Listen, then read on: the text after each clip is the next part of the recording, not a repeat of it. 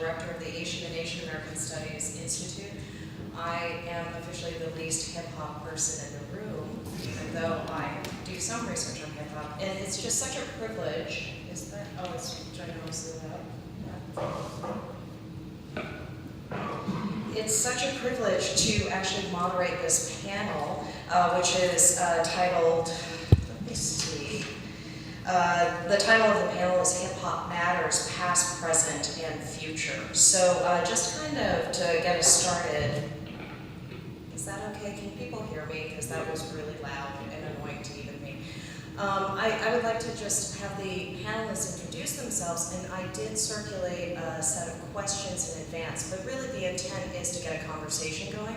So each of the panelists has been told that he or she has 5 minutes to respond to a particular question, but we really want to open this out to the audience. Because this is a technologically savvy conference, there is a Twitter account, hashtag UConn HipHop Summit, where we will be accepting questions. So as thoughts kind of come into your head or questions, please tweet them and we'll ask those questions. But without further ado, if I could just have Professor Okbar start, and then we can go down the panel just to introduce yourself. My name is Jasmine Brookings, Vice Provost of the University and Professor of History.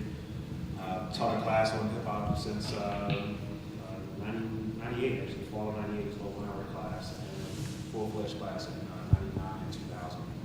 UConn holds distinction, as far as we know, is the second oldest class after Indiana University. I don't know why I'm pointing to this guy. It's like he has maybe lived in the university. He actually teaches the class now, and when we teach a class in the fall, I believe it remains like in the fall, not in the fall, but he's a guy here, the answer. I'm Jamani Kyle, and I'm the director of the Africana Studies Institute. And Professor Okbar did not mention, Vice Provost Okbar did not mention that he's also the author of a book, Hip Hop Revolution. And the book came out before mine. Same year. Oh, the same year, okay. All right, our books came out right around the same time. And my book is titled To the Breaking Dawn, Freestyle Hip Hop Aesthetic. And so it was about my own experiences growing up in South Queens at the same time that hip hop was developing as an art form, and my perspective on it as a historian and a scholar. And so that's the kind of perspective that I bring to the subject. How's everybody doing? It's good to see you guys here. I'm glad you guys came. You guys give each other a round of applause, please, because this is what my name is Otto Williams, and I'm the executive producer for a show called Behind the Inside, which actually airs on Fuse TV, and it's actually a digital platform, which I think is important to kind of mention. It gives unsigned artists an opportunity to kind of show other people on the side of hip-hop that most don't see, and that's the work ethic that goes behind it, what it takes to actually become successful. So that's kind of why I'm here today, and more often than that, I'm a fan of music. Music yesterday, today, and tomorrow. I always will be in regards to hip hop. So I'm here because I love it. Hi everybody, my name is Jasmine Brookings. I'm actually a student here at the university, a sophomore, junior-ish, something like that. I actually am pursuing an individualized major at the university, and it's entitled Urban Community Engagement with a focus in youth education. Because I think, well, I know what I want to do with my life is revolves around community organizing and programming geared at engaging and educating young people. I mean, I guess that's kind of where I come into this whole hip-hop conversation. I mean, I think like a lot of you have grown up in this hip-hop generation, and it's just a part of my life, it's a part of me. But I also believe in sort of hip-hop's power to really be able to speak to young people and really be able to motivate them and really have powerful impacts in the community. So that's kind of my perspective kind of in this whole conversation. How you guys doing? Good evening. My name is Daniel Mitchell. A lot of people know me as Skid. That's kind of been my professional name. I've been in the business since, I guess before I was really in the business. I'm kind of like, I guess you would call direct result of the hip hop generation. I was born into it. I wanted to start off being a DJ, and then I ended up being a producer, and then I ended up being an engineer, then an A&R, and now I have my own company, which deals with artist development. I spent 8 years doing artist development at Bad Boy Records. And so now I have my own company that does that for independent artists. And I also do consulting for independent artists. And you know, I'm just excited to be here. You know, I saw your team, y'all did a great job, and I just wanted to say that. You know, but yeah, I'm like a direct result of hip hop. Like that's my whole life. That's all I've known. So actually, that's a wonderful starting point, and if we could go back to you, Skid, about what drew you to hip-hop in the first place, and then we'll just kind of have each panelist spend about 5 minutes on that question. Sure. Well, for me, when I was growing up, I'm from Florida, actually, originally. And my journey kind of started, my uncle used to play music in the house all the time. He used to have these big speakers in the living room, and he would always play records. So I've always been around music. And, you know, around 8 years old, my grandmother bought me a turntable. It was this little Michael Jackson record player. And because she knew I was playing with my uncle's records so much, so she gave me that for Christmas. And that kind of got me into wanting to be a DJ, just kind of watching it on TV and just enjoying the feeling of hearing the music and you know, seeing what people were wearing. And just, it was something so far from where I was at. I was kind of in a real small city from Gainesville. Yeah, you guys beat Gainesville, but no. But you know, that's where I'm from. And you know, I just always wanted to be able to leave the city and do something different, because most of my friends, as I was growing up, it's kind of a similar story. Most of my friends were into drugs, into the streets, or played sports. And you know, I'm kind of the only person out of my group of friends that made it out without, you know, getting caught up into the streets, because I just kind of had a love for music. And you know, it was something that I didn't know what I was going to do exactly with music, but I knew I would be in music. So I just kind of kept pursuing something better than what I had. I never really had opportunities. Like, even when I was DJing, I never had my own equipment. It was always my friends' equipment that I would use. But it was just a fire that I had that nothing was going to stop me from, you know, trying to get further in music. So, you know, that was what it was for me. It's just the excitement of it, and it just wasn't boring. Hip hop was never boring to me.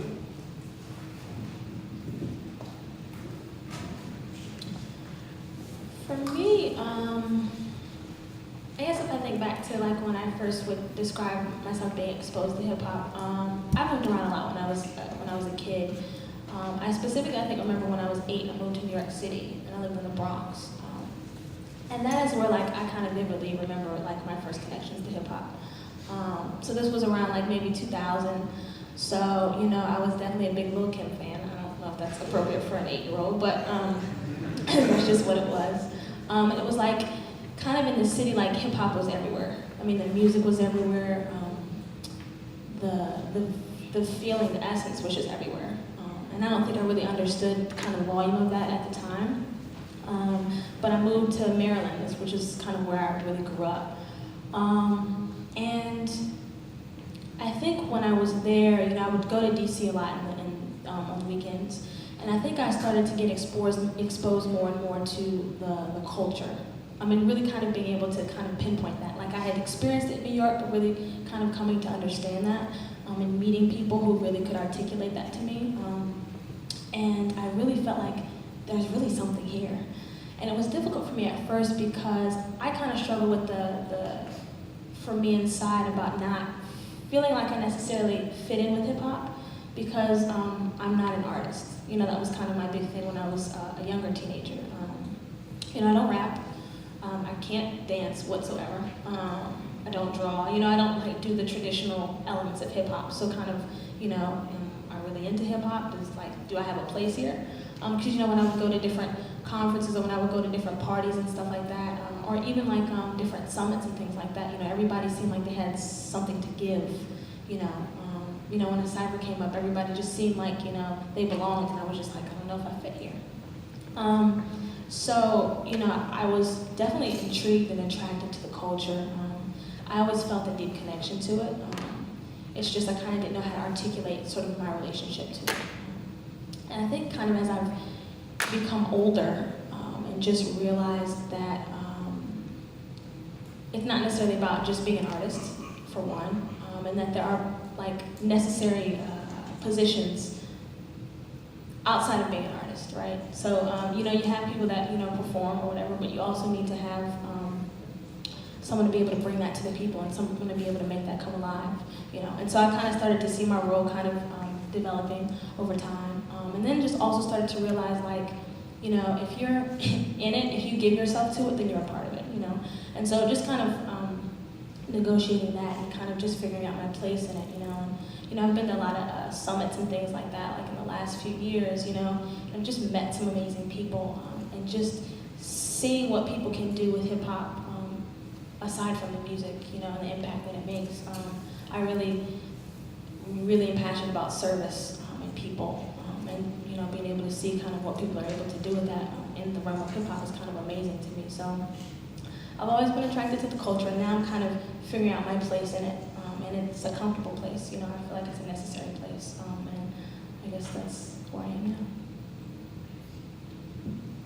I guess for me, it started in a private school that I went to,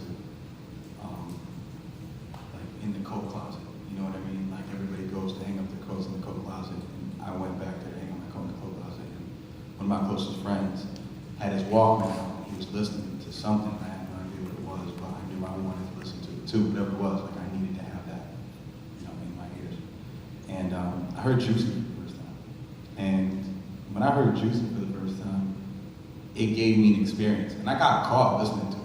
I got into a lot of trouble listening to it. But the experience, everything, from getting caught to hearing the lyrics to envisioning what, Big was saying, it changed me at that point. And it was that experience that locked me into hip hop going forward. And I always was more than a fan.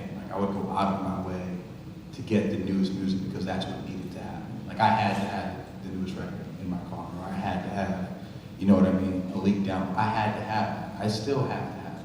You know what I mean? Even if I don't listen to it more than once, I have to experience it.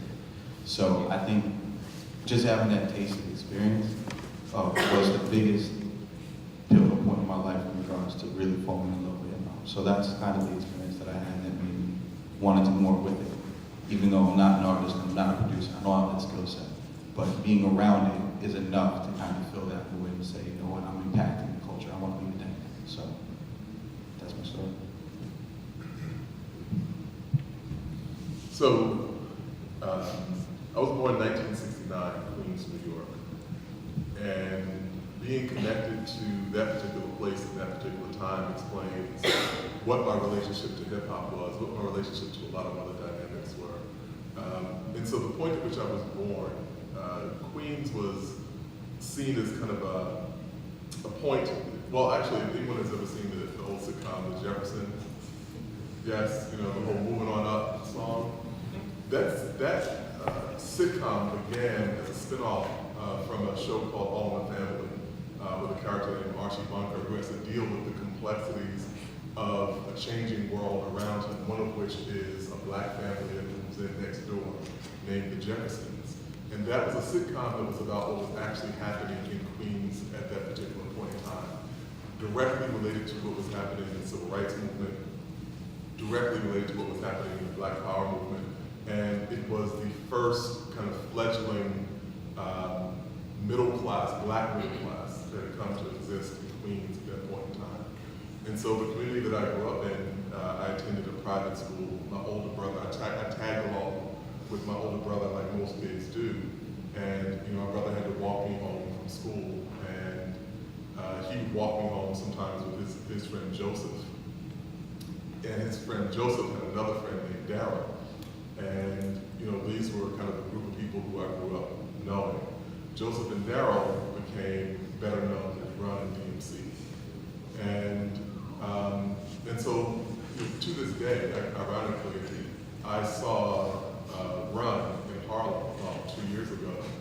And he remembered me, not as a professor, not as someone he may have seen on television. He was like, we used to walk you home from school, which was kind of a funny thing to be remembered as.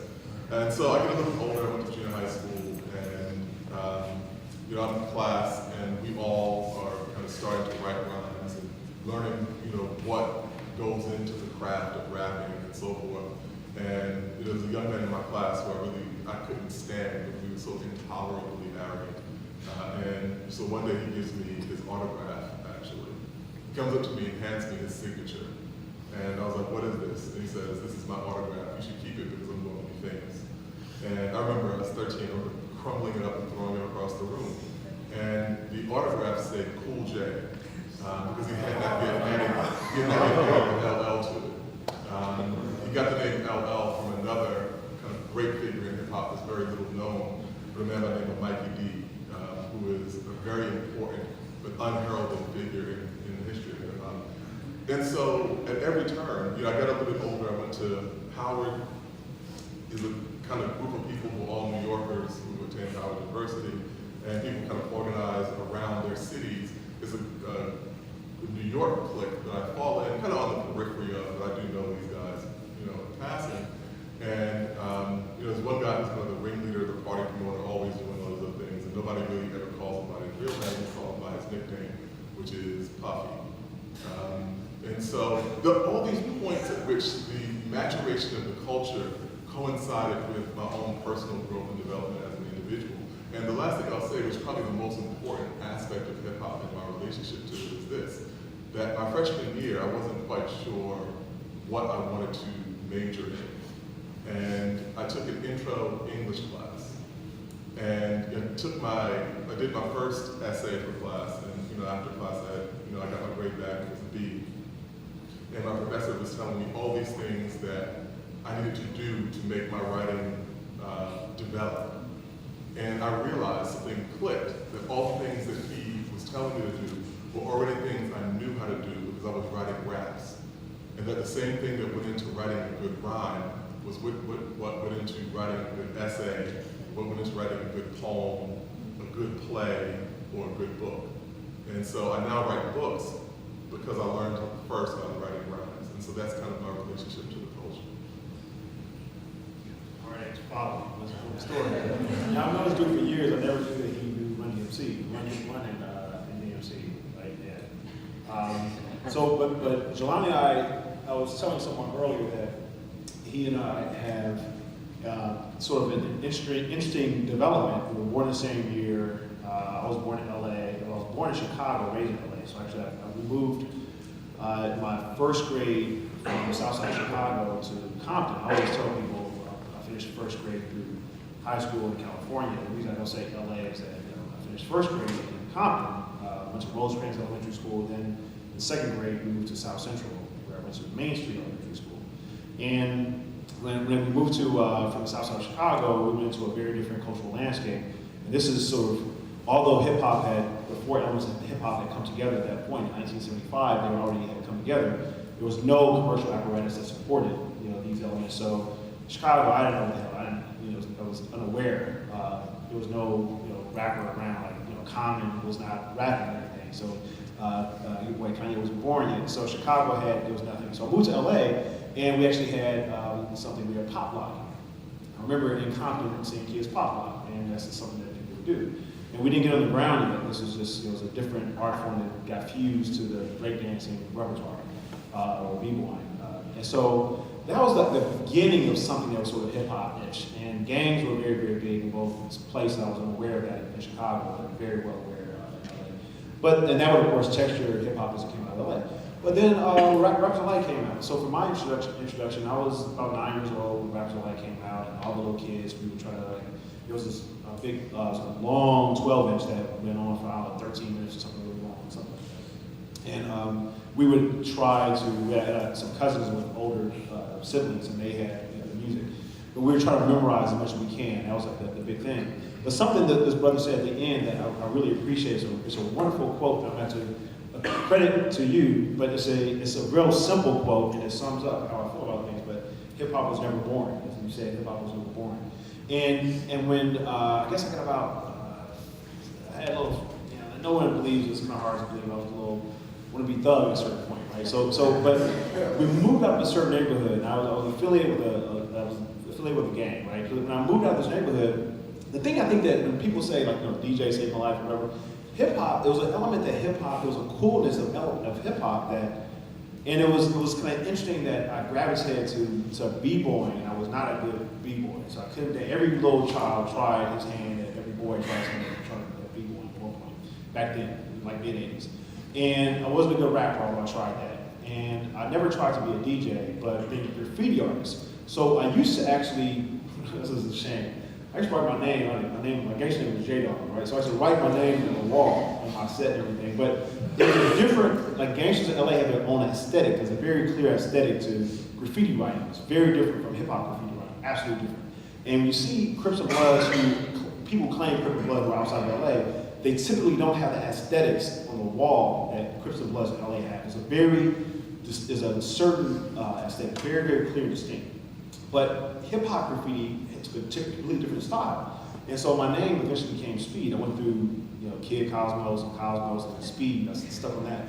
And that was my thing. So it was interesting that years later, when we were creating a class on hip hop here, I talked to Kevin Powell, a friend of mine who's a journalist, and he used to be a writer in New Jersey. His name was Kepo. Kepo1, Kepo1. And we were talking about the irony that we never imagined that hip hop, that starting off as teenagers being writers on walls, that it was sort of morph as we intellectually developed, professionally developed into writers of hip hop. You know, that he and I would both write books on hip hop, that I would become a professor in classes and such. And again, we took the thing about coming full circle. But my writing was completely simplistic, you know, writing, nothing deep or analytical. I guess you could say some more analytical stuff on the walls, but nothing particularly deep though. But that was my into the four elements, my little element there as a writer on the walls, into a writer. So, you know, I've been talented now. All right. Well, I was born in 1992, and my name is Don McClellan. I'm a musician from Harvard County, so I was born and raised. And I was born in 1992, and by I want to say like 1997, we had our first computer in my house, and that I would say really defined a major moment in my life because of the age of the information that we're in right now. You know, everything's digital, everything is. So that was really my first time experiencing that, and I was like 5 years old. And by that time, you know, fast forwarding through like elementary school and stuff like that, you know, by this time kids are doing like the grinding beats on the table and stuff like that. And that's what I'm hearing every day at lunch, and it's like, what is this? You know what I'm saying? My family had always been into soul music, the R&B music and stuff like that. And then my cousins started getting into hip hop, and they started rapping. And by the time I want to say 11 or 12, they had like their own studio set up in their house, and I would always go to my cousin's house and I'd be playing around with my cousin. And my older cousin would be locked in his room just making music all day, and you just hear like the bass and stuff like that, but he never came out that way. So I want to say like 2 years later, eventually I was like, hey, teach me how to make beats. So you know what I'm saying? And then like 3 or 4 times, eventually I just started running around his room. I'm like, teach me how to make music, teach me how to make music. And he sat me down in front of his computer, loaded up a program called FL Studio, which was free at the time, and told me to figure it out. And that's really like my main introduction to like creating stuff in the hip hop world. Because I'd always had a like handful creating things, but when it came to what I wanted to create, I never knew what I wanted to do. But when I heard music, you know, it just always gravitated to it. So it just was one of those things where it was kind of like everything kind of matched up and aligned in a way. When he told me to figure it out, that was kind of just like, okay. And then we always, like I said, we always had computers in my house, so it was just as simple as being resourceful enough to just look on the internet for what I needed to find. And then from there, I started creating things I needed to create to express myself, you know. And that's really what I used. What I saw in hip hop was expression. You know, like everybody expressed themselves the way they wanted to. Especially back in the day, like a lot of people that I idolized, like guys like Run DMC, they had an image, but their image was the image they wanted people to see. They didn't compromise for anybody. So like, that's what I love about it. You know what I mean? And from there, you know, it just, as I got older and older, I got into more and more artistic things outside of the hip hop world, and I wanted to bring it into the hip hop world. And that's kind of the stage I'm at right now when it comes to everything like that. I'm really young, so my story is like not as extensive as these guys obviously, but I mean, still new. It's a pleasure. So, that was very generous. So just to remind everybody, there is a Twitter feed, hashtag UConn HipHop Summit. And initially we had planned on a set number of questions, but I think that actually, I kind of want to open this up. So after this round of questions, I think that we can open it up to the audience so that you can dialogue further, if that's okay, right? So actually, Don, if we can start with you, the question, and I think it's a good question, is because I'm egotistical and I wrote it. But what do you see are the major possibilities of hip hop? So you kind of alluded to that, and perhaps even more important, what are its biggest limitations? I mean, hip hop started in, it's debated, Queens, South Bronx, whatever, in the late 70s, and in 30 years, 30, 40 years, it blew up, you know what I mean? So everybody, I think in the age of information, things move around so fast that people seem to write things off immediately, so quickly, and people are talking about hip hop is dead this, hip hop is dead that. I think that is our greatest limitation, and I think our greatest possibility is that hip hop is still exists. It's, in the grand scheme of things, when you look at any other style of music, any sort of classical music, it's 500, 600, even 1,000 years before us. We're still in our baby pictures, you know what I'm saying? And we still have a lot of room to grow. People have a lot more room to mature in the hip hop world. And it's only a matter of time before the next generation that's coming up along with us and after us is going to take it to that next level where it's something that is completely new, and when it's something that's completely new, that's hip hop, you know what I'm saying? It's just something different that people can gravitate towards as a culture.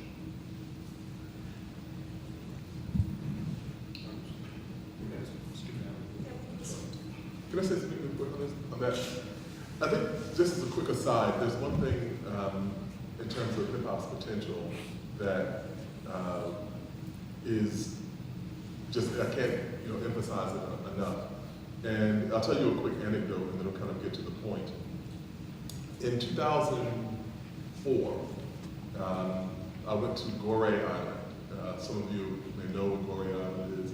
It's off the coast of Senegal, near the capital, Dakar. Gorée Island was a departure point in the transatlantic slave trade. So Gorée Island is, you can go there now, you can see slave castles, buildings that are hundreds of years old where people were chained and shackled.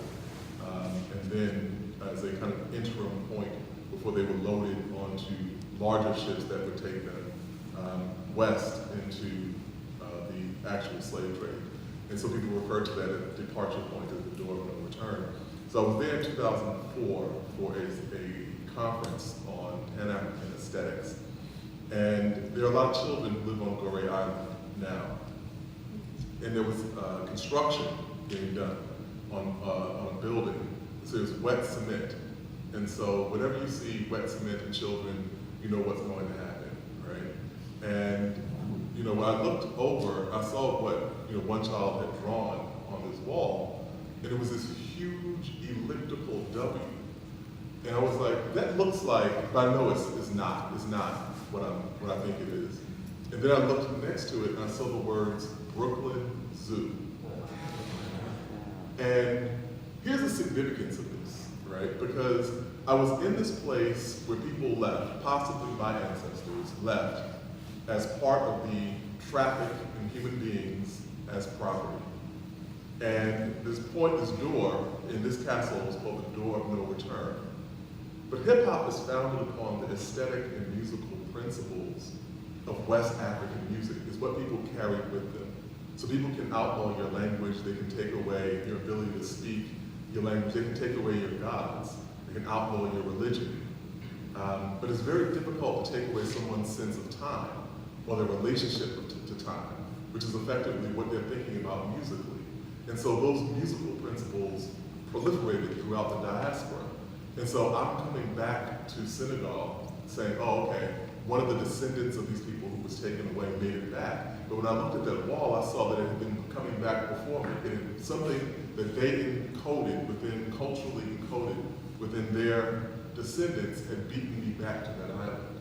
And so hip hop is an avenue through which we can understand all sorts of broader questions about diaspora, about politics, about geography, about religion, all these things that we think are kind of disparate undertakings. We can find hip hop as an avenue into it. But what hip hop is not is a movement itself.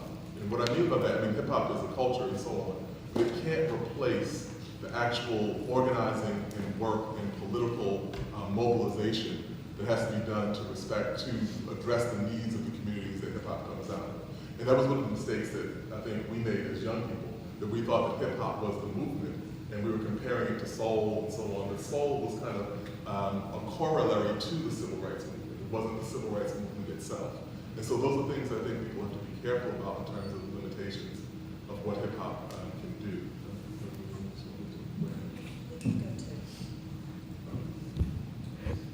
Everyone get some up at this point? Okay, so for me, when I think about limits of hip hop, I don't think limits. I've never known it to have a limit. I know that it's constantly changing, which means that it's constantly evolving.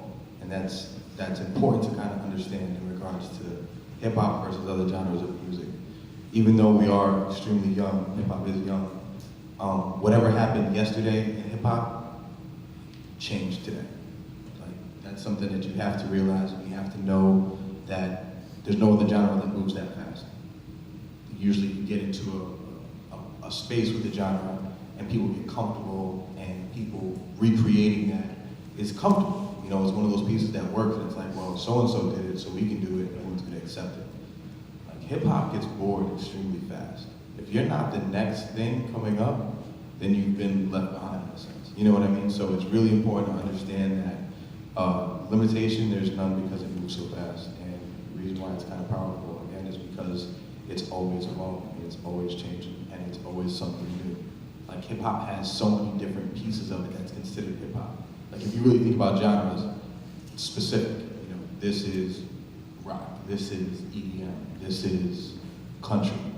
You don't get too far outside of that, you know, but hip-hop has so many levels to it that it's one of those pieces that needs to move fast because people continue to evolve that, and that's huge. So actually, like, in terms of order, why don't we go with Skip and Jasmine and conclude with John? Oh, okay, yeah. Well, I mean, I think I tend to make a bit of a differentiation here because I think when we talk about hip hop kind of in a larger context, like, I mean, I understand what you're saying when you say it's limitless, but I particularly think of it in terms of the people, the culture, the generation. And so, you know, if we define this as the hip hop generation, what are the limits in that regard? And I, at least, where I see it is hip hop, when it was birthed, kind of has become this sort of standard, just in sort of the same way that the civil rights movement has kind of become the standard. And so I think we are constantly kind of as a generation sort of looking back on that as sort of perfection, you know, as this golden age, as this golden time that can't be recreated. And even I think when we try and sort of reimagine hip hop, we try to reimagine it in the constraints of what it was, you know. So I think in a way that the generation, the people, at least my generation, I feel like are kind of stuck in that idea of trying to be 1980. You know, or trying to recreate that idea, as opposed to really, because what hip hop, I feel like what we miss about it is I think kind of hip hop rethought a lot of things, restructured a lot of things, and I think, you know, we don't think of it, I don't think we think of it in that way.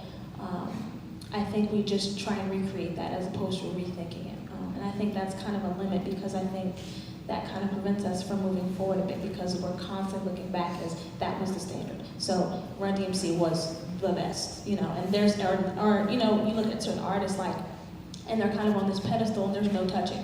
You know, it's kind of the Michael Jordan thing, right? You know, I hear a lot of people say, you know, LeBron James can win 20 championships. He's not going to be better than Michael Jordan. As in, like, that's the standard. That was, you know, and nothing can ever pass that. So we keep looking back to that as opposed to looking forward. I think kind of does cause it's a bit problematic, in my opinion.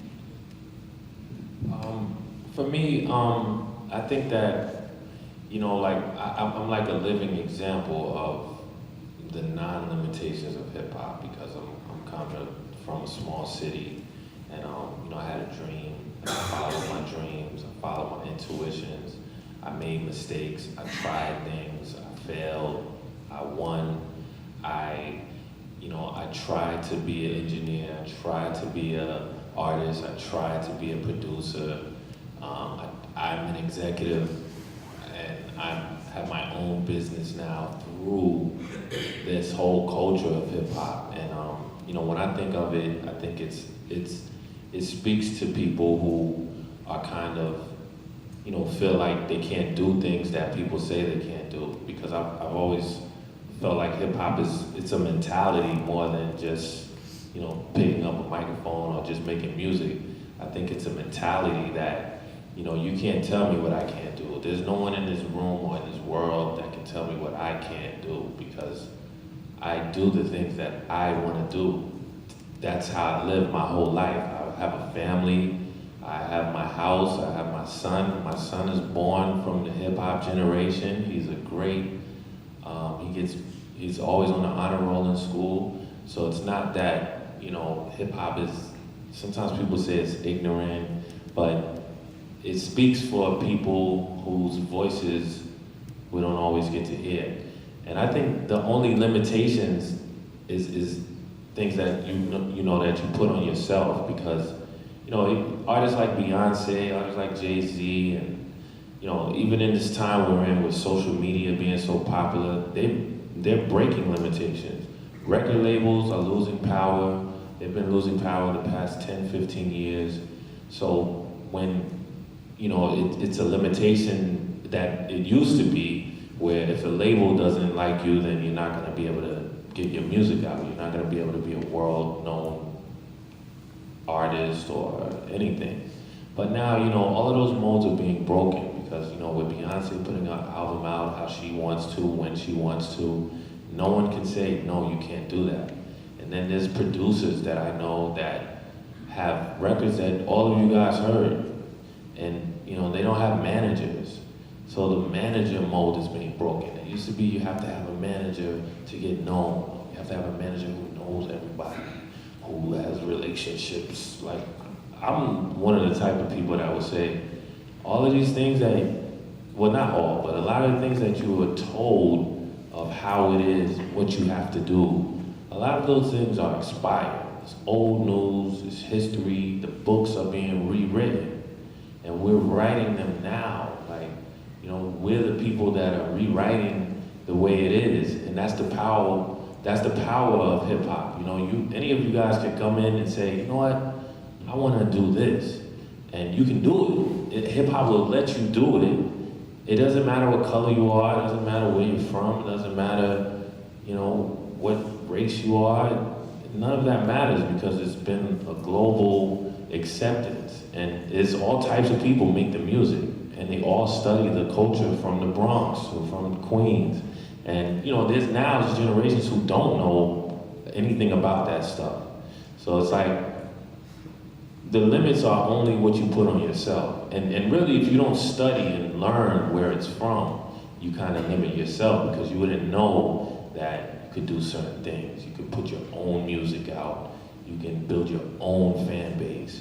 You can administer your own music. You can make your own beats. You can write your own songs without having, like me, my job was to bring in all of these people, get a producer, get the hottest producer, get a good artist who can write, or if the artist can't write, get a songwriter, get a marketing person, get someone who does promotions. I used to have to bring all of these people in and say, this is the project, this is what we want to do with it.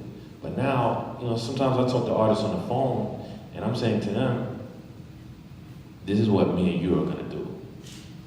Because I can tell you how to market your music. I can tell you how to promote it. I can tell you if it sounds good. I can mix it. I can put it out. I can register it with ASCAP or BMI. I can tell you whether or not you look good or not. I can tell you if the music sounds good. I can do 10 jobs. And I don't have to hire people unless I need to, you know? So it's just, there's no limitations really. I haven't really, anytime I see a limitation, 6 months later, it's like, oh, geez, he just got how much for that? Or 50 just did this, or Macklemore just did this. It's like, wow. It's always blowing my mind every few weeks. It's like, Jesus. So I can do it. I was just kind of thinking about the question, and I'll be very, very brief, just so we kind of get into some dialogue with the people here. But, you know, when I was growing up, there was, in LA, they played Twilight Zone all the time. They said it was big Twilight Zone marathons. And so I got a chance to sort of memorize what why Sterling was a creator would say, and he would explain what Twilight Zone is.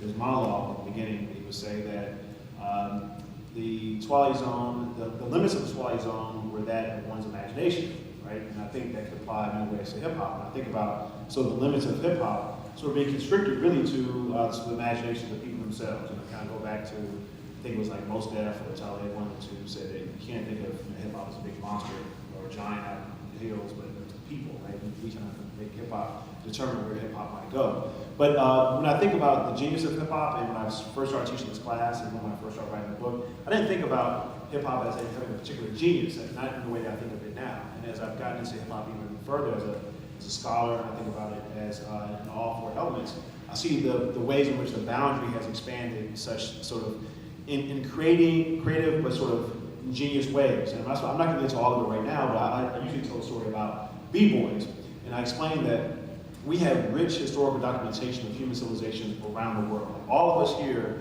have heard stories of people walking on fire. Just show of hands, how many people heard stories of people around the world walking on fire, right? Okay, you guys are walking, right? And so we have firewalkers manifest. We have actually that tradition emerging simultaneously in different parts of the world. Not in Africa, but in Europe and islands and different places in the South Pacific, in Asia. And for some reason, humans have done all sorts of amazing things, including decide to walk on fire. So kind of remarkable. Why the hell would someone do something like that? But people do it because they can. And throughout human civilization, we find people universally celebrate music, have music, right? We all know that people believe in sort of a spiritual being beyond and greater than they. And so we have these sort of universals. We also have dance all around the planet, and we have dance documented in all sorts of ways throughout the planet. We have dance documented on walls, we have artifacts, we have all sorts of poems and songs documenting dance.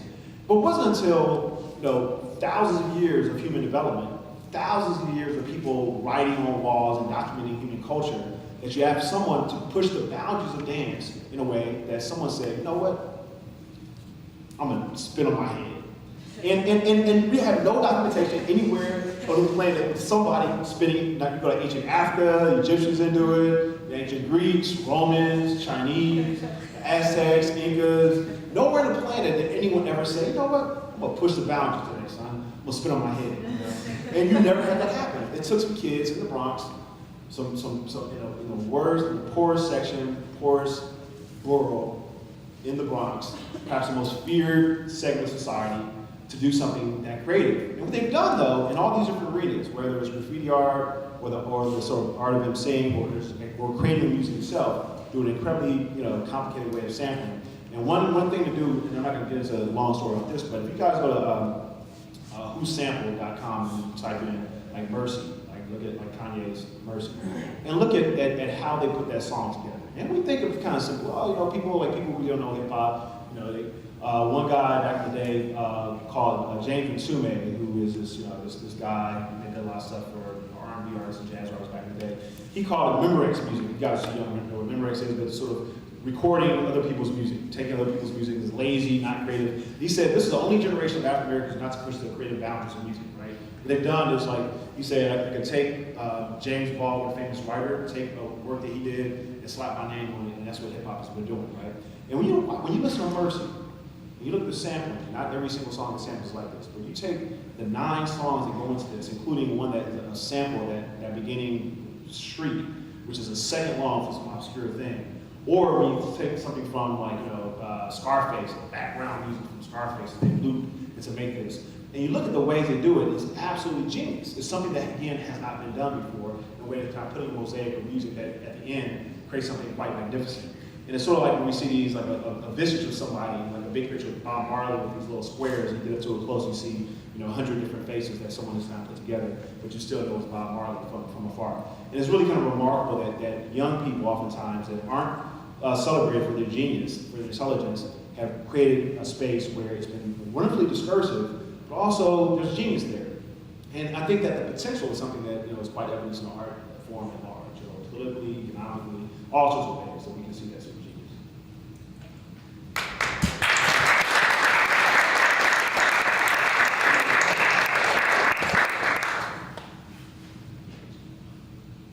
So we have so much time for questions, and I do want to open it up, and if it's okay, I'm just going to walk.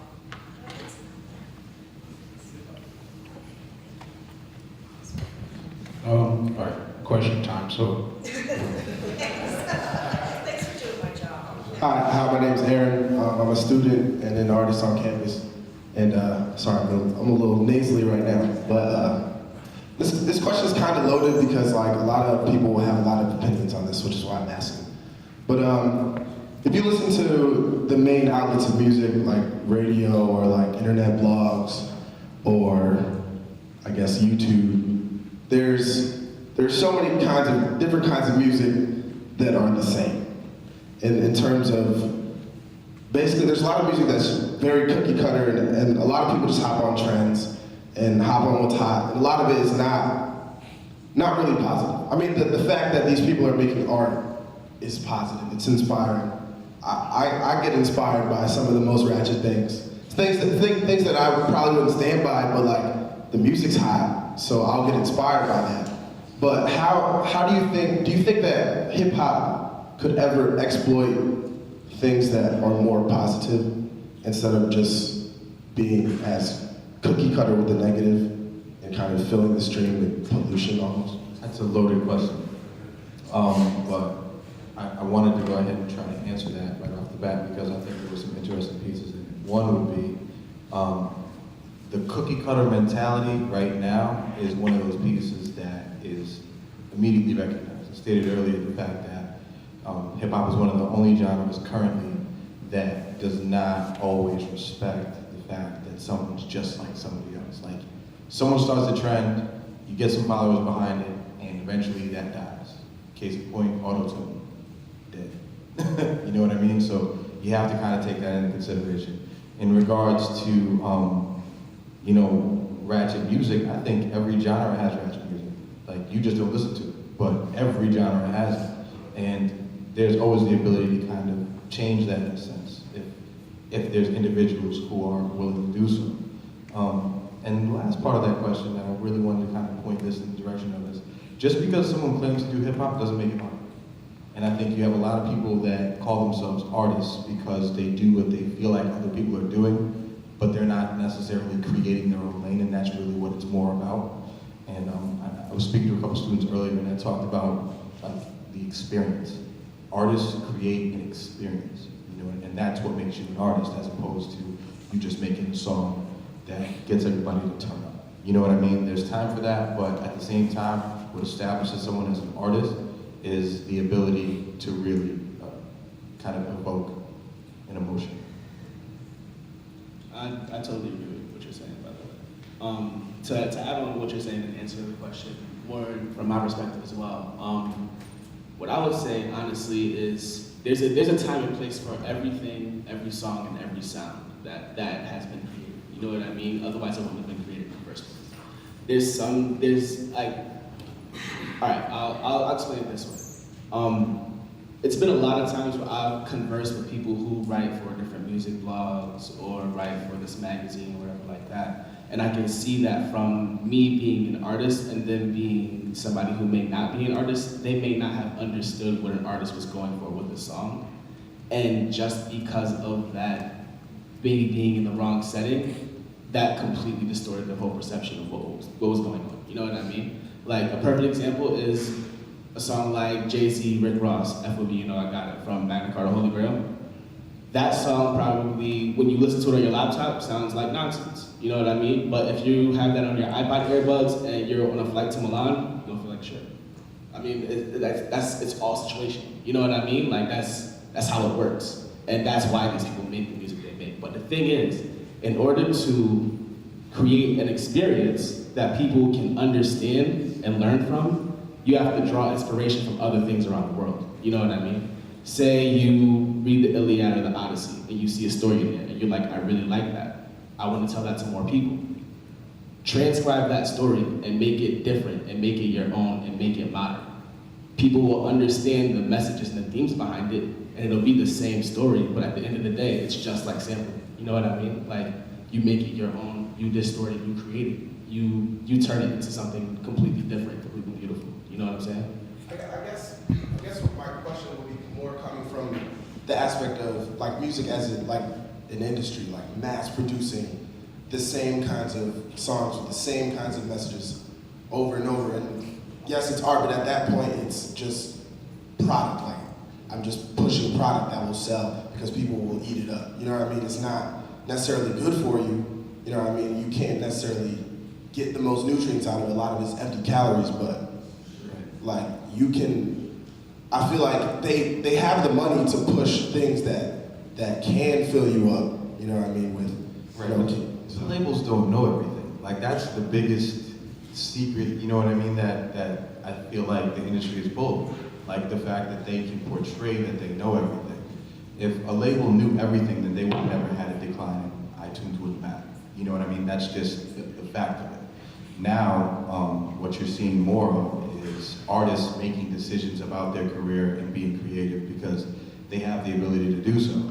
I think we mentioned Jay-Z and Beyonce, of course, and I think that that's a perfect example of, yes, there's a label behind them, but I can almost guarantee you that the person that made the decision for Beyonce to drop an entire album without any type of marketing was not like a marketing person or a president or anything along those lines. That's Beyonce's call to make because Beyonce can survive what happens should it not work. If you have somebody who's, let's say, the president of the label that she signed to say, you know what, Beyonce, this is what we're gonna do and we're just gonna roll the dice and see what happens. If that doesn't work, you're getting boxes on your desk and you're gonna go home. And I don't think anybody wants to take that risk. Same thing with Jay. You know what I mean? Jay-Z, when he decided to do the deal with Samsung, if it went south, he has the ability to survive that. Not everybody at a label, not anybody that I know of is valuable enough to survive a catastrophe that happens on an artist that big. So I think the key point is to say that, you know, everybody that works at a label is someone like you or me. They don't have 1,000,001 secrets. They're not any smarter than you or I. They're not, you know what I mean? They're a little bit farther removed from the music than the people who actually create it. So you have to kind of give them that, kind of level it off in that way. You know what I mean? Like they're people. So don't think that there's a grand scheme behind it. They work through, they understand that it's a business and they work through different avenues in order to make that happen. And with technology that you have now, you guys are able to do the same thing without that cost. And as Skid said previously, you won't necessarily need 10 people to do 10 jobs. You only need one that really understands it. There's one thing that I think we should be very clear about, and that is that what we're actually talking about here is capitalism. And so last summer, there were two really big movies. One was Batman, the finale of the Batman series, and the other was The Avengers. And both did really, really well. But people would almost not have noticed that those two films basically followed the same plot points and had almost identical conclusions. In one, Iron Man has to get rid of a nuclear device, and before it detonates in an American city, the other, Batman, has to get rid of a nuclear device before it detonates. Well, in New York, and Batman has to get rid of a nuclear device. And they get rid of it, they dispose of it in the same way.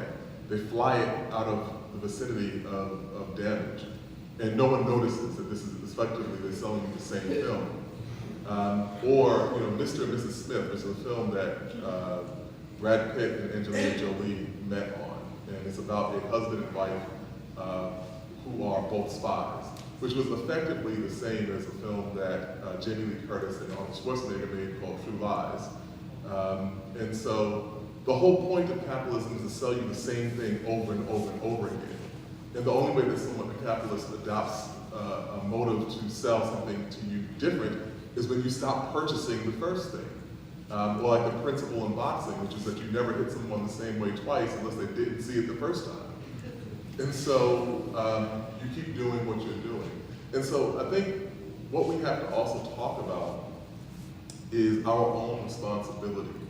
And you might have to be the person who does something that people don't get right off the bat. And another good example of that was that in the mid-late 1960s, James Brown, who we know of, every image you see of him is with permed hair, but he actually grew an afro because his fan base was saying, you know, we don't want permed hair. Natural hair is what, you know, is representative of how we feel about the world. And so as influential an artist as James Brown was, there's really nobody who was more influential than him at that point, and nobody was more foundational to hip hop, certainly. But even he had to recognize, when he was making songs like Say It Loud, I'm Black and I'm Proud, he was trying to keep up with what where his audience was. The audience was ahead of him. And I think that's kind of the personal responsibility that people take as consumers, as citizens, as part of a culture, as participants, as artists, as human beings. And those are things that people should be very clear about. Yeah, I was just gonna say quickly, address what you were saying. There's a lot of music that isn't positive, and I think that you notice it more because we're in a time where it's all about the social media generation. And if 5 people are talking about it, then you're gonna be a little bit curious about it. Whether you're into it or not, you're at least gonna be aware of it. And that's because, you know, you might have your friends talking about it, or even people that you might not know. It might be an artist that you follow that might mention it, or whatever it is. And it's kind of like everyone's sharing everything. So, you know, it's not that labels are just looking to just do that kind of music. It's also, there is a group of people that enjoy the music that, you know, it might not necessarily mean this is how I feel, but the music, like some of that, you know, kind of music, it gives you a feeling of like, it's its own subculture, you know, where we might be talking about positive hip hop. They have a subculture of, there's a bunch of guys in the street that this is what they're into. And the music is kind of made for them. And it speaks for them, it's how they feel. And it's what's going on, it's reality. And there's also music like what you're saying, positive music. I think for you as an artist trying to find his way, you have to find where the people are that are into the music you make. Instead of, you know, trying to make all of these people like you, you can't please everybody. You have to find the 5 people that like what you do and say, listen, guys, I just made a new song, check it out. Tell your friends. So now these 5 could turn into 15 or 18 or whatever the case is, but it's, you know, it's kind of like get in where you fit in. That's what my uncle used to tell me. You know, get in where you fit in, get in where you fit in. And, you know, I didn't really realize that until later as a person trying to make music. It's like, it's so many people in the world that if you're trying to chase people who aren't into what you're doing, you're just gonna get discouraged, you're gonna get tired, you're gonna run out of ideas, and all your good ideas that you were spending to try to get these people into it, you're just gonna, you know, you kind of get beat up. Like a lot of artists are beat up mentally, physically, spiritually. They just don't know what to do because you see Chief Keef and all these guys getting all of the money, but it's not even a lot of money to get it. You know what I'm saying? It's kind of, in a comparison to the bigger artists who have their own following, the Macklemores and such, they're getting good money. And, you know, these guys who are popular, it's just a song that's popular. And, you know, the popularity fades so fast that by the time you realize it's the next song, they already forgot the last song. Like, songs are only hot for like a few months now, where songs that that I know from years that I still know and you can play it, it's still hot. But a lot of those songs that you mentioned, the negative energy never lasts too long because it's something that people make money off of. So like, you know, like O said, it's gonna keep moving to something different because it does get boring to the people. So you just have to find your lane, work in your lane, and you know, because it's there. There's a market for all of these different types of hip hop. You just have to find it. Yeah, I just want to a real quick thing about, there's a lot of conversation about the music itself, the message of the music, and the degree to which the music influences the consumers. So a lot of people have argued that the music has anti-social messages, the misogyny, the violence, the foolishness, the anti-intellectualism, so that people consume the music will be more prone to those sorts of pathologies. And so I talk about this a lot, and I came in doing my own research, believing in fact that the music significantly or might influence listeners. It turns out on the macro level, there's no evidence of that being the case at all. In fact, we find, and I was kind of thinking about this idea that like gangster rap might influence gangster behavior and that kind of thing. And to go back to my days, there was a song by Funkadelic, probably Funkadelic, who say, "Not just needy, she's only needy when she was free with me." And we had this, so gangsters would say, "I'm just sagging because I'm blue rag and you want to grip with me." And then you actually used to, this is long before Dub C and West Side Connection, people would crip walk, right? It was a different type of crip walk back in the 80s, right? But people would crip walk as they went on to these Funkadelic, these funk songs. And there was no gangster rap at all, period. And the murder rate in 1980, when that song and funk music was big in 1980, there were over 1,000 people murdered in the city, less than 3 million people. 2.8 million people, over 1,000 people were killed.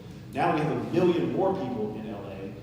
Gangster rap has dominated, so since the late 1980s, misogyny, gangster rap have dominated commercial hip hop in no uncertain terms. And you had probably about, I think, I was looking at trying to get the exact numbers here, about 330 some odd people were killed in the city.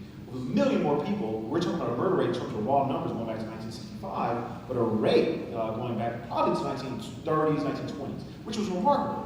And so this idea, even in Chicago, with all the sort of like crazy music that you have out of Chicago, when people talk about, Chief Keef and all this kind of foolishness coming out of Chicago, the South Side, the violence, everything that was in the news last year, the rate of murders in Chicago in 2013 lower than at any point going back to 1950s. 1950, in fact, for this first quarter, they have the lowest murder rate since 1958, which is remarkable.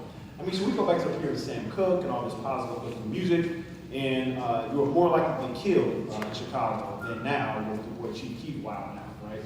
And so I'm really, I have a lot of trepidation about causation. And Jelani is probably about to try to make me, so y'all get a chance to see me put him in his place. We've been having this debate for 10 years.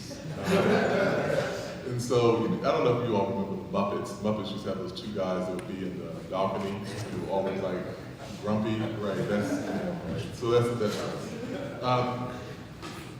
no, so one of the things is this: if a culture does not influence your behavior, then it fails to meet the threshold of a culture. Because the definition of a culture is people's response to their environment. And in terms, the way in which you come to terms with your environment. So if it's not influencing you, then it's not a culture. And so that's one thing. So we're in agreement on the numerical and statistical part of this. But what that does argue is that there's simply other factors that weigh more than music. Economic factors, socio-political factors, density of population factors. There are a whole lot of things that go into why someone decides to kill somebody at a particular point in time, one of which is cultural. But what we can say is that having properly weighted all these things, there are other dynamics more than simply saying, if I listen to this song, I'm gonna go out and kill somebody. I don't think that's true. But by the same token, if we all are subjected to,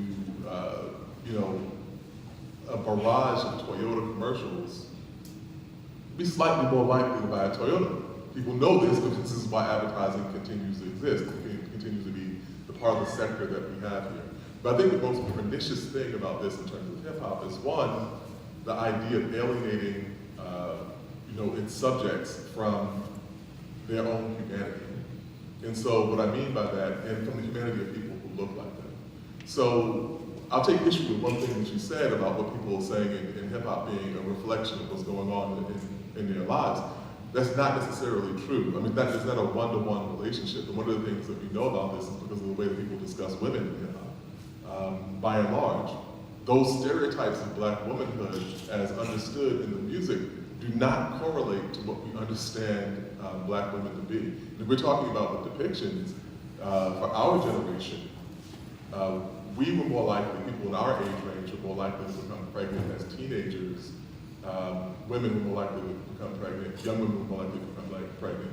We were also more likely to use drugs than people who are in the millennial generation. Statistically, we know this. That does not in any way correlate to how we understand the depiction of black communities within the music.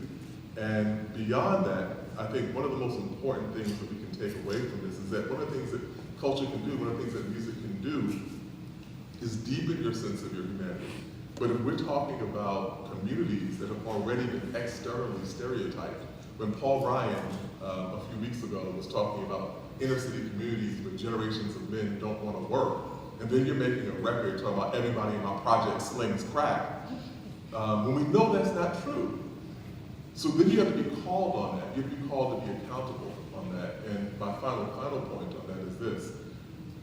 If we were to have a culture that was true about these communities, they would talk about things like, the dude from one project who falls in love with the girl who lives down the floor below him, and how he feels about her. Or it would have the story of a cab driver who has lived in that community for 50 years and can tell you what your parents did and what your parents' parents did when they were young. And it would have the story of a person who was studying for the post office civil service exam because they're trying to improve their lot in life. Or it would have the story of the grandmother who's raising their grandchildren and trying to instill values in them so that they can actually survive and have a better world. That's the kind of hip hop that I would want to hear. I don't know that type of that's the hip hop that is fully coming to existence yet. So I'm actually going to interrupt because you've been so patient with your microphone. So would you ask your question, please? Hi, I'm Kayla, and I'm a freshman here at the university. So Jasmine made a point earlier, and she was talking about how the older generation, things kind of towards the older generation, not really that's old. So she made a point that a lot of the older generation always kind of criticizes contemporary hip hop because they're still comparing it to, the greats of the 80s. And my question was just, how do you feel about, contemporary hip hop, and do you still compare it to kind of the greats of the 80s? I know that's like what you guys grew up with, but it's not really what we grew up with. So what do you guys think about that? I'm a 90s baby, first off. So a lot of this, there's when hip hop starts being institutionalized in the late 1980s, and there was 1988. 1980 is a really important year. It's a year that you have UCTV raps, Rap City, the Grammys recognized rap as a category, and you have all these different things. The Source magazine is formed, and when you have that period of institutionalization of hip hop, the people who become, if you will, the sort of intellectual, these are folks who become the intellectual leaders who are of this generation. They're in their 20s, and the writers of The Source are, a sort of diverse collection. There are two white guys who started, but they're like two writers and everything. But when they talk about this, as we move over, they mature as hip hop goes on. So, LL, who's born a year before we are, but you have, Diddy, Jay-Z, Ice Cube, all born our year. But the interesting thing is that the period that they really celebrated, that this late 80s, early 90s, so-called, they started using this term, the golden age, as hip hop takes an aesthetic shift in the late 1990s into the early 2000s. So they harken back to this period roughly between 88 and 94 or 93 as a sort of golden age of hip hop. So it's really that sort of even early 90s. And one of the things that people say is that you can turn on the radio and you can hear sort of you can hear someone like NWA, and you can hear something like Public Enemy, and you watch BET, you see those videos. Right now, and we're too loud, right? At least some radio edit version or something like that. But right now we have this sort of political and aesthetic descendants of Two Live Crew and NWA, but Run DMC doesn't, Public Enemy does not exist. And Run DMC doesn't exist. So so you have party MCs, so you might take like, live bass and, like It Takes Two, y'all heard that song. So you have those songs that are straight, purely dance music. Then you have like political music, then you have sort of raunchy, misogynistic, or gangster music, right? And so you have like an elimination of a certain aesthetic that just doesn't exist in the commercial form at all. And I think that that's something that people really talk about. Not so much, because a lot of people, I think it was you that mentioned ratchet music, right? And so a lot of people, I don't know anybody, I really know very few people who listen to who eliminate huge chunks of music, right? But usually people listen to all kinds of things. But you're really constricted now. And I think that is the thing that people find most striking, is that hip-hop has been constricted aesthetically, and it's quite rare. Last thing, you haven't had a dope male rapper who's gone platinum since the 90s who hasn't called women bitches and hoes, period. And that's remarkable, that no dope male rapper has gone platinum without calling women those names. And it's normative now. Yep. I'm sorry. And Macklemore would be the closest to it. Bitches and hoes do come up on his album. I'll just say very quickly, I don't think the point is to compare to my generation of artists, because I don't think Chief Keef is either any more or less problematic than Just Ice was. If you know Just Ice he called himself the original gangster of hip hop. On the East Coast, he wasn't quite that, but he was close to it. And Just Ice was literally a murderer, not just kind of rapping about murders. Like, he decapitated someone in a building near where I used to live and people just knew, it was like Just Ice, he killed somebody. I saw him at a concert once, and I walked up and then immediately walked in the other direction. But I don't think that those things, the point is not to make it seem like these things are new, but they still may be problems. So if you were to go back to Skip James, I think this is early 1930s, 2220 Blues, we said, my baby don't do like I tell her to do. I take my 2220 and cut her half in two. He's talking about his rifle, right? That is a very problematic idea. And that idea has proliferated. It's been able to exist because the conditions that give it nourishment, the kind of misogyny in American society, continues to exist. So no, it's not a matter of singling people out, but it is a matter of saying, how do we curb this idea? And I do think that things can change, because if we looked at the prevalence of homophobic slurs in hip hop, it just simply is not. At the point at which we were talking about, people would use the F word all the time. They would use the D word all the time.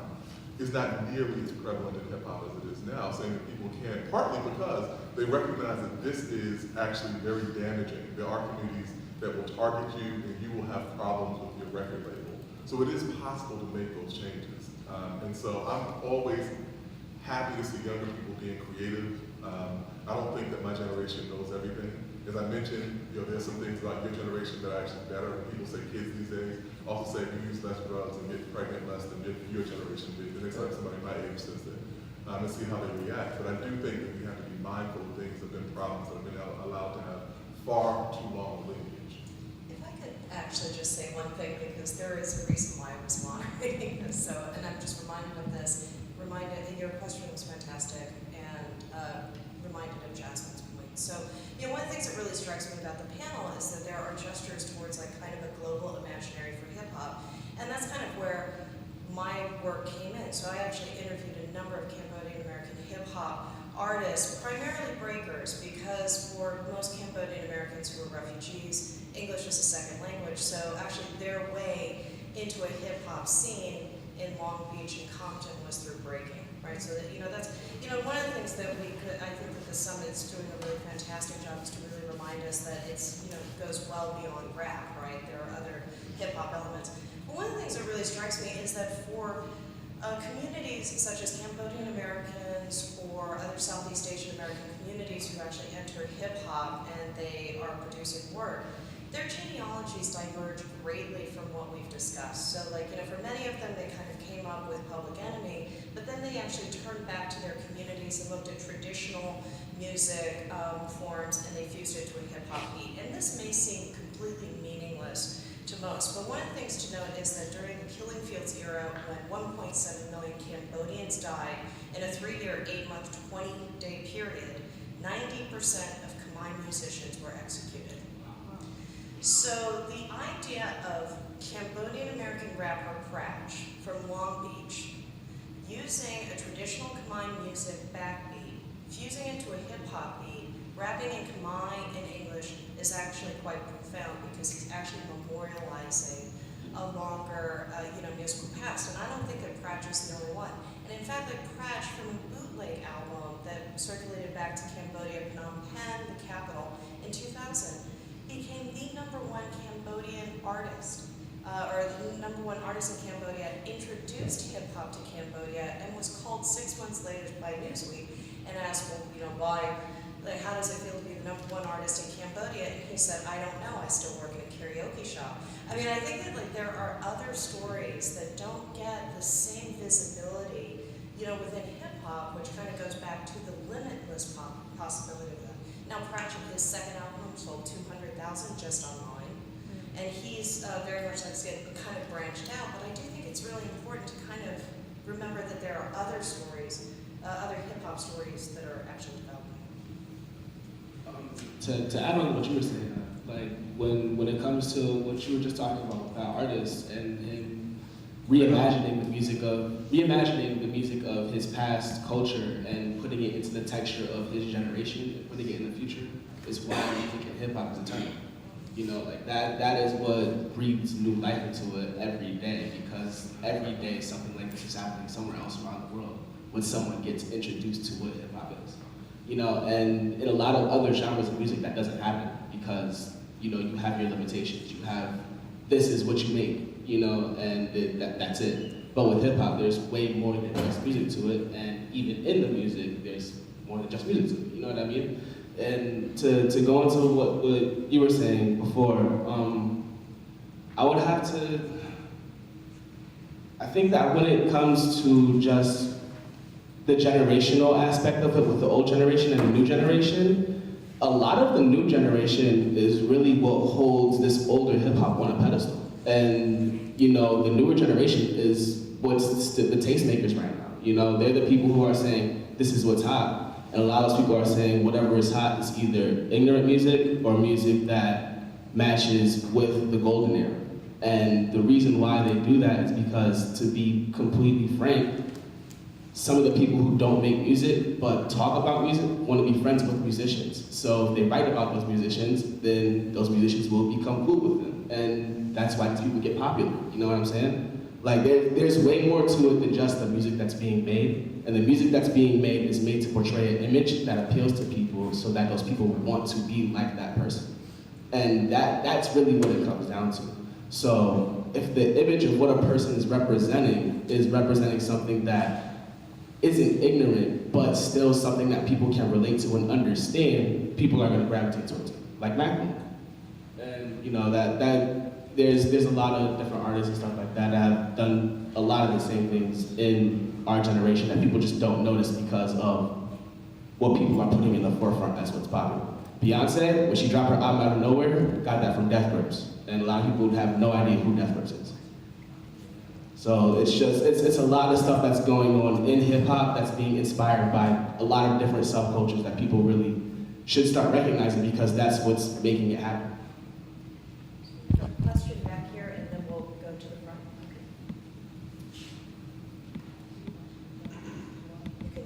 Okay, I have 2 questions. So my first question is, I know in the origins of hip hop, there were essentially 5 elements that were discussed. And with the evolution of culture and how people have been continuing to explore the boundaries, I know we've talked a lot about no limits in hip hop. Do you think it's expanded beyond those 5 elements, or is it just going to remain in those 5 elements? And then the part 2 of that question is, what direction do you see hip hop going, given the themes that are currently pervasive in the music, culturally, socially, and in the communities that are supporting it?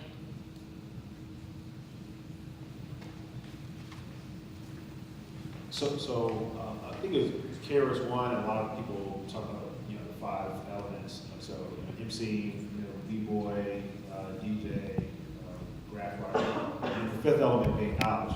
And so, I know KRS-One, he said, a whole bunch of other people have said it, and, you know, I'm you know, who am I? It's my little opinion and everything, but I'm more of a traditionalist when it comes to this, and I go with the 4 elements, and I don't tackle knowledge as a 5th element of hip hop. I think that knowledge is really important, though, in terms of the aesthetics of a particular art form itself. Knowledge is sort of, it subsumes everything, and I don't think that, this is me though.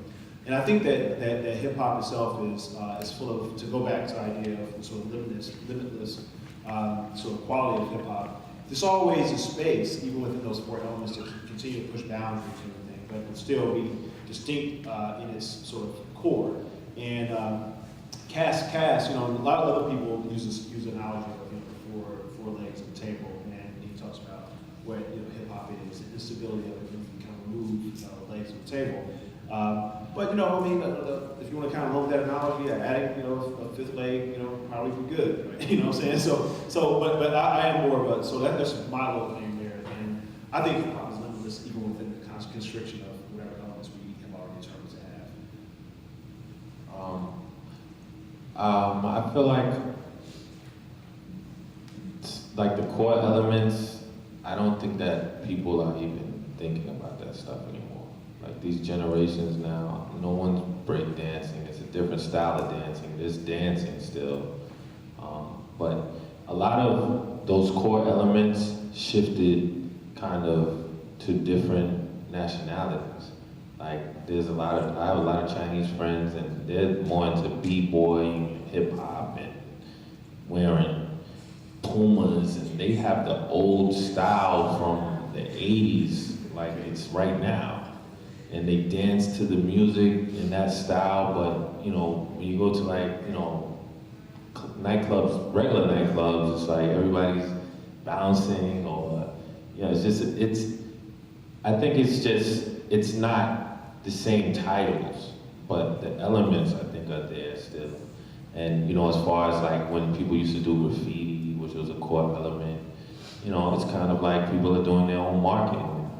You know, where before my tag is my tag, but now, you know, maybe it's the way I do my CD cover, or the way, you know, you reach me through, you know, or the way I put my music out.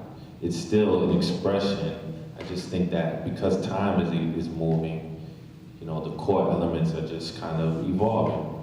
And I think there are elements that are being added, you know, like, it's like now, you know, I'm on a panel with, you know, these gentlemen who are professors, they teach this thing that I grew up in. And to me, I think that's amazing, because, you know, when I was growing up, it's like, you know, we're just living, you know, we're just doing what we do, you know, we wear what we wear, you know, we hang out together, you know, like I said, some of my friends were into trouble, and, you know, some of the elements of all of those things is kind of, you know, what people are interested in learning about. And, you know, I think it's all types of things are being developed and added to it, because, you know, you have entrepreneurship that I think there's a style of, you know, running your business, which could be correlated to hip hop, because it's kind of like, you know, the way I answer my phone, you know, the way I deal with people, it's kind of like, you know, it's what I learned.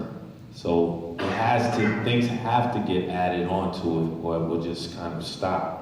There's an original, like I said, the most original elements of hip hop, I don't really see it in my generation anymore. I'm 36, and I don't really see it, because, you know, a lot of us, you know, our knees, we can't do all of those break dances anymore anyway, so it's like, you know, but you can still turn up, you know, like I understand the young music, you know, and I don't consider it young. When I'm saying young, I don't mean like little babies.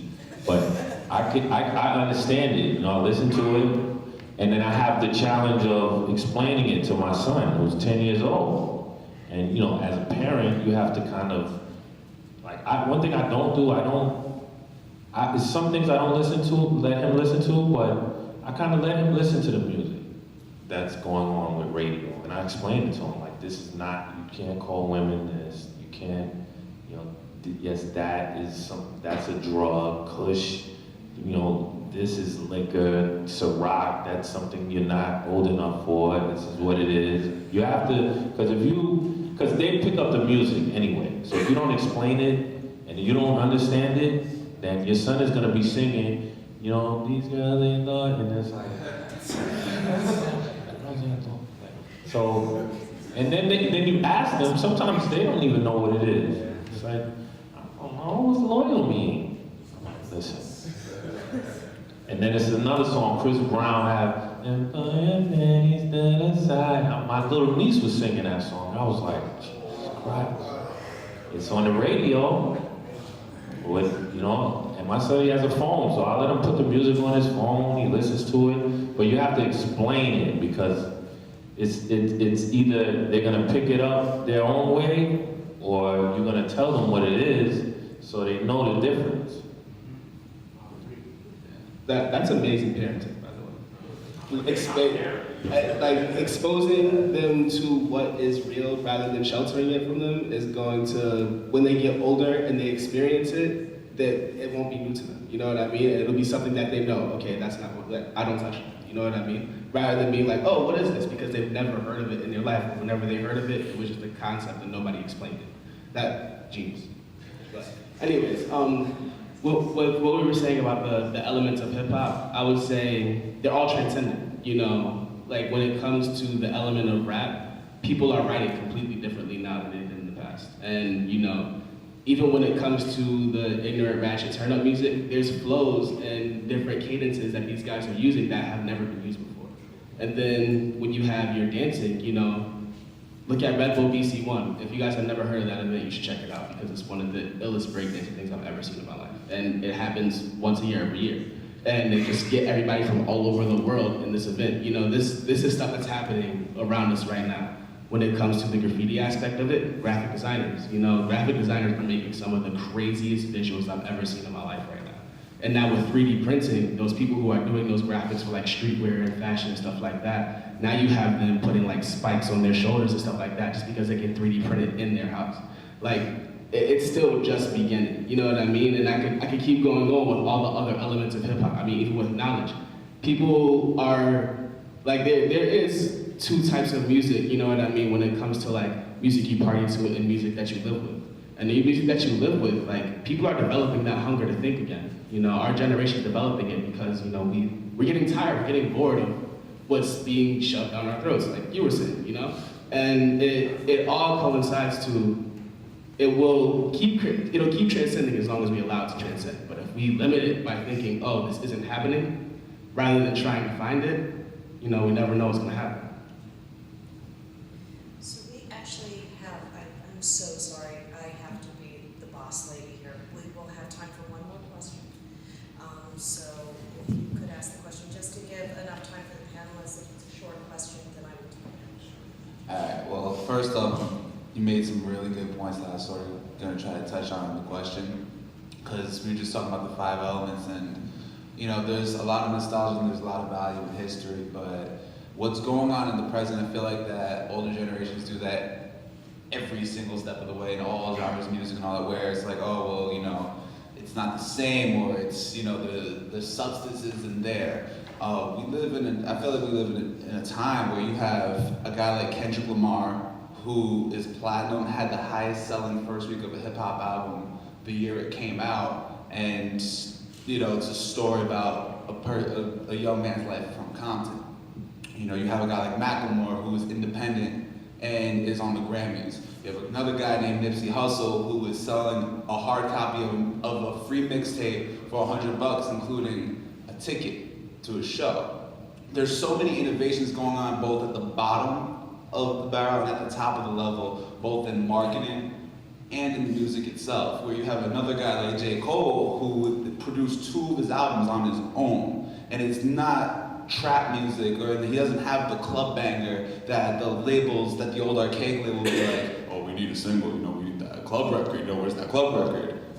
2 albums. So my question is, where do you guys see needs, where does everybody here, sitting here, fit into the future of hip hop, pushing hip hop forward as a whole, as far as what they contribute, whether they're artists or whatever, regardless of whatever their majors that they're studying. What is the most need in hip hop right now, given the climate of all this diversity within the selection of music and how it's being received? I honestly think that we should, and I've had this debate with a couple of friends of mine, that we should just drop the labels, you know, and drop these, I mean,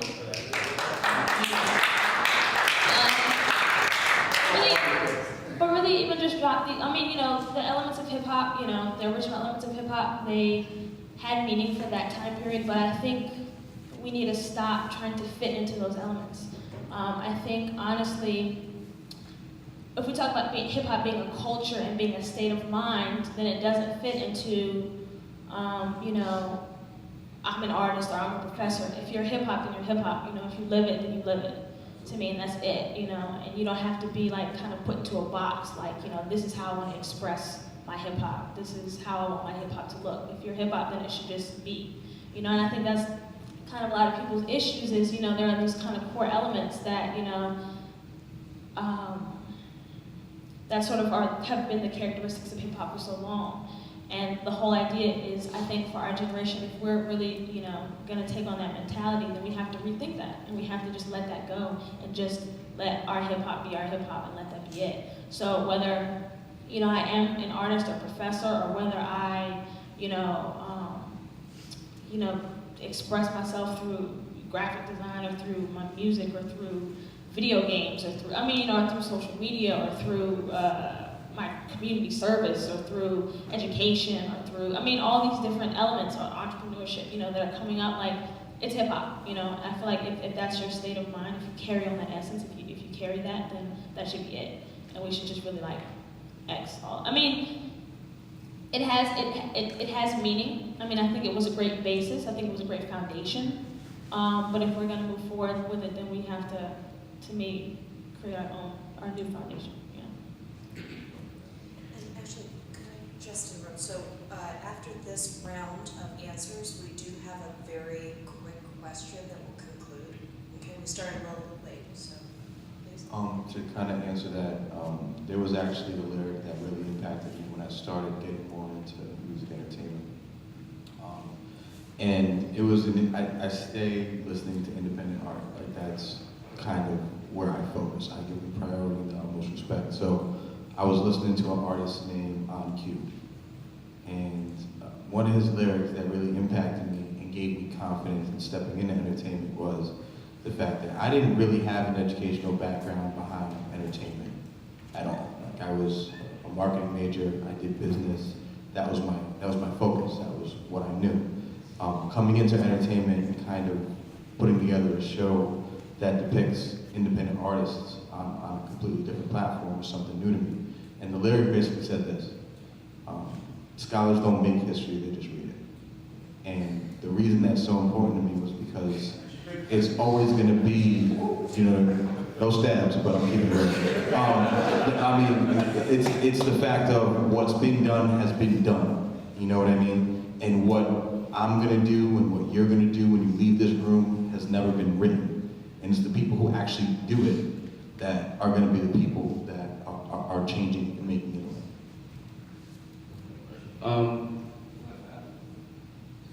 So I don't know what you were just saying. I think that, and to continue the question a little bit more, I think what everybody in here could do that would make the most impact for hip hop is support hip hop. You know, at the end of the day, if you find something new and you show it to somebody else, you're like, yo, this is it. That's hip hop. You know what I mean? If you have an idea and you give that idea to an artist because you like that artist, that's hip hop. You know, it's not about what you're making or what you're doing. It's how you think, how you live, and what you do with the time that you have on this planet that will define your impact on hip hop. You know what I'm saying? And if you just want to listen to it, that's amazing. You know what I mean? There's no problem with that. But if you want to do more than just listen to it, all you have to do is support it, and you'll find your place. Can I say one thing? Off mic, real quick though. I hear Macklemore mentioned a lot. Can I just, like, from everyone here, how many people actually like had the Macklemore album, hip hop wise? Just asking, just checking out. Let me just say, Actually, so I'm going to stop that talk. We'll just let, sorry, we're going to let Jelani respond and then we'll conclude with the last question. I'll just say something really quickly.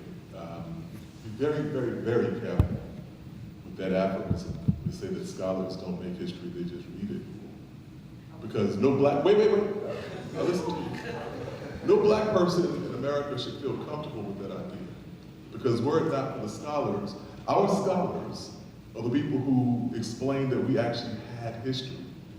People like Carter G. Woodson, whose parents were slaves, who said that he would use his intellect to research and cull from the lies that had been told about black people the actual truth of our contributions to world civilization.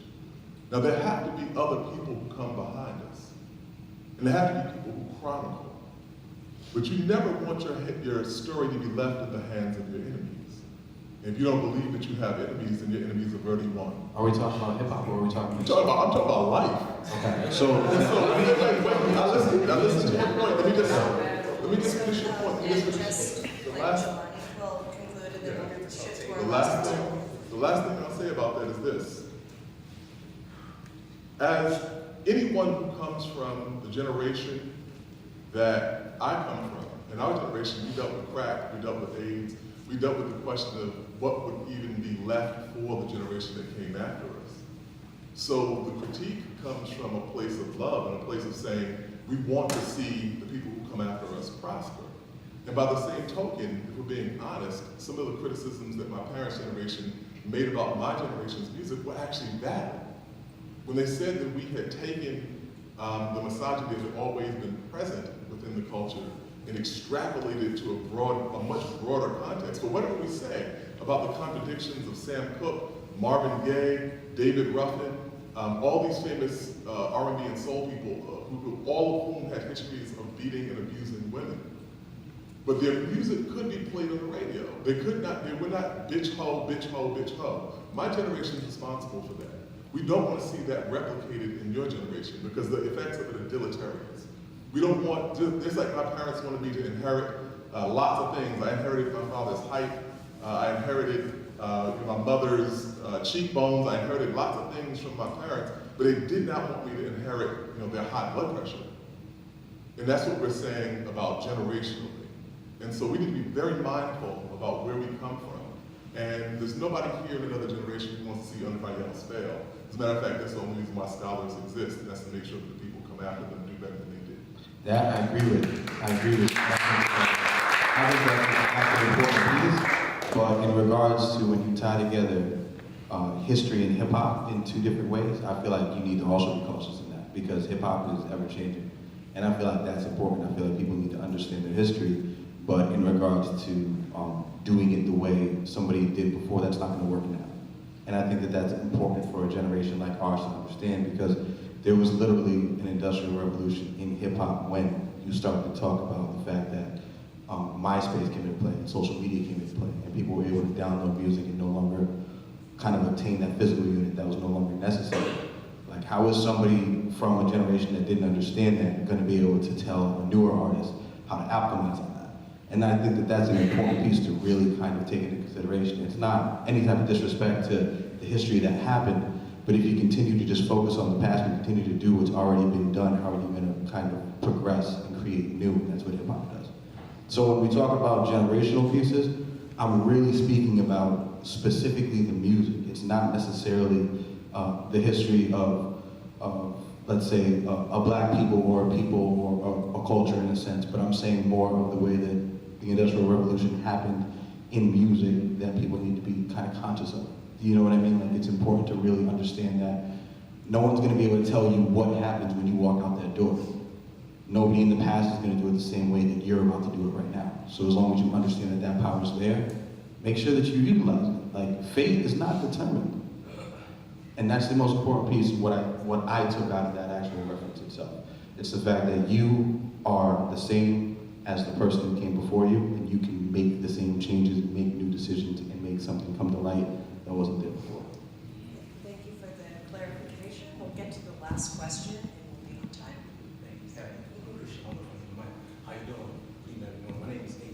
Harvard. I have two quick questions. One for the professor. You touched on some things. I wanted to know, what was the three things that he told you needed to do as far as to enhance your reading and writing? What was some of the things that he elaborated for you to do? From our professor? Yeah, from your professor. And the second question is, I'm an independent artist. So for everyone, what are some of the key things that you feel an independent artist should be doing right now? Just quickly, just elaborate on that. Second question. This is a conversation from 25 years ago. What I recall is him telling me that a sentence was supposed to have a rhythm, and that you were supposed to avoid cliches, and that you were supposed to evoke an image in your writing that the reader could connect with. And all those things that you do, all those things I was doing as a rapper. I didn't realize that I should write my college essays the way I wrote my raps.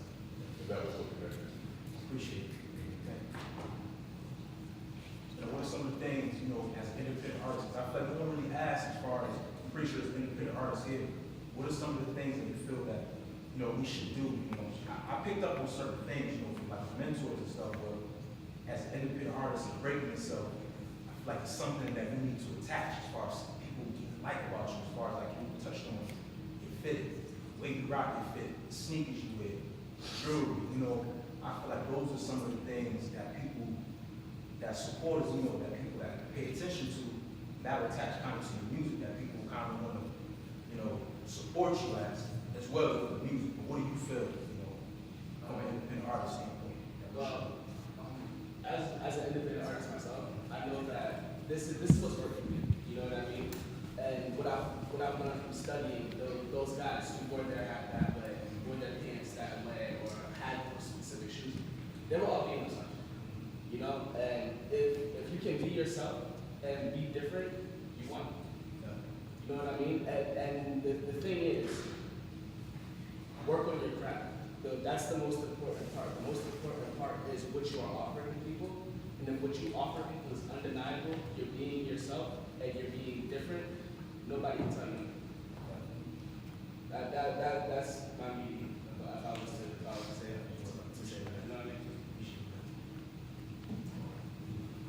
I would say as an independent artist, what you need to do is you really need to study yourself as a brand, as a business.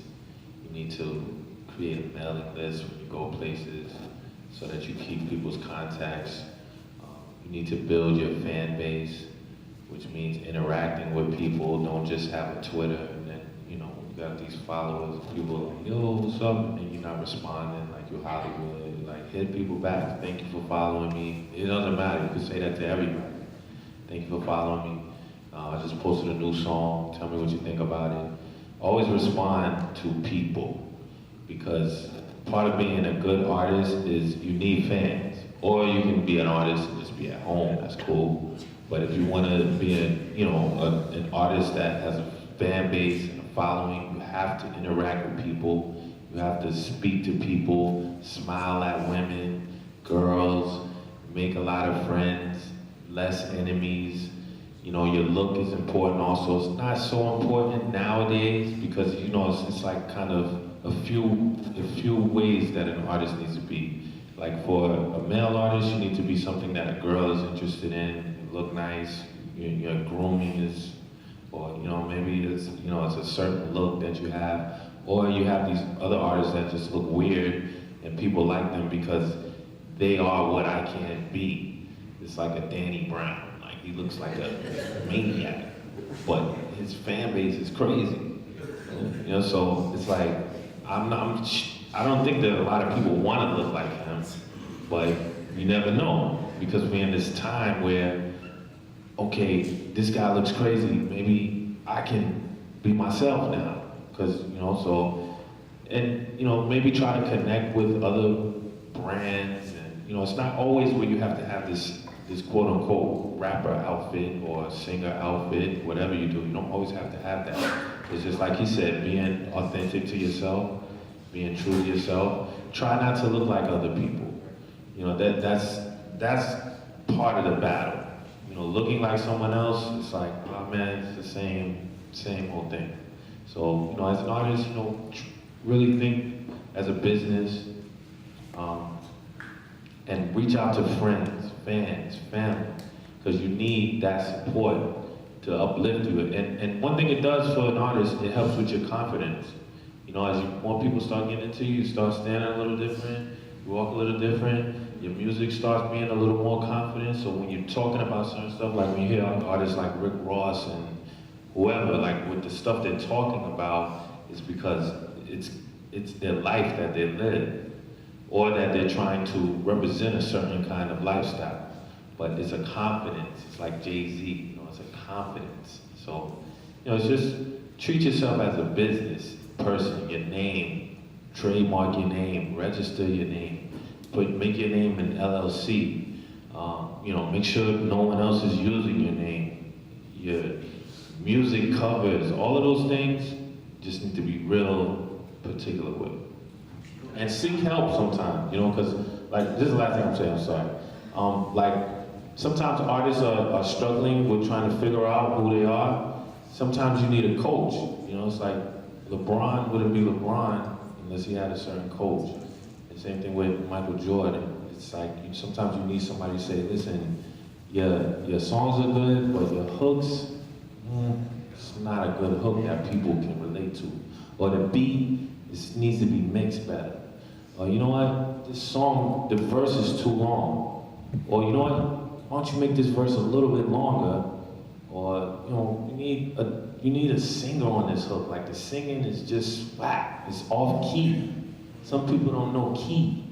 And then if you don't know key, you're making a singing song, you say, yo, check out this new singing song, it's about my girl. And then the girl might be listening to it, or people listening to it, and they might know, it's cool, but I don't like it. They don't know why they don't like it, because they're not technically trained to say it's off key, but it's just whack because it's off key.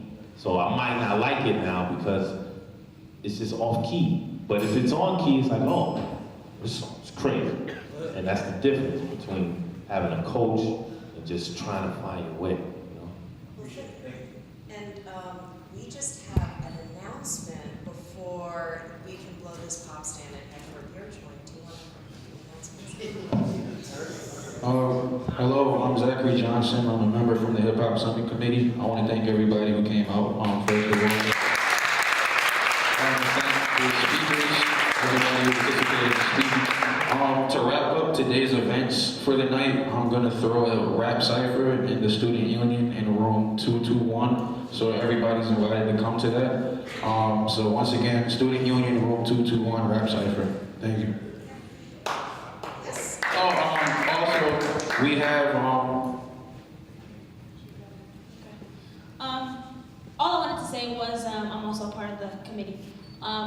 As we have other events going on throughout the weekend, you can grab a flyer there. But this is the first annual HipHop Summit, and we actually want to continue doing this. Maybe not in this particular fashion, but whether it's doing programs on campus, I don't know, just utilizing hip-hop as a way of bringing people together. So we're actually trying to start a club or organization that's kind of built around doing this type of thing. So if you're at all interested in that, we have some sign-ups in the back. And it's kind of really still like a bit abstract, but just kind of after doing the summit, we know like that this is something that the UConn community needs, so we want to kind of keep moving that, keep pushing that forward. So if you're interested in that, definitely sign up. Oh, there's food.